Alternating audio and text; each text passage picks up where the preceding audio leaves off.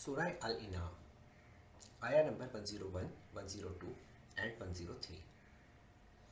The main theme of this passage is the unlimited power of Allah that proves Tawhid. It describes how He created all things, included the heavens and the earth from scratch. The Arabic word Badi means He who creates without any raw material to start with. It strongly refutes any concept of Him being a parent or husband when it is He who cannot even be seen by anyone. Another important aspect of this theme is fact that His knowledge is absolute.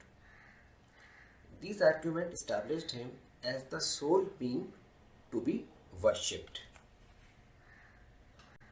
The teachings of this passage are the oneness of Allah, His powers as well as His person, which is beyond human comprehension. These are taught here in a distinctive manner that uses common logic so people may understand. It also explains how unlimited and absolute His power of creation and knowledge are, thus making it logical result that we should worship Him only.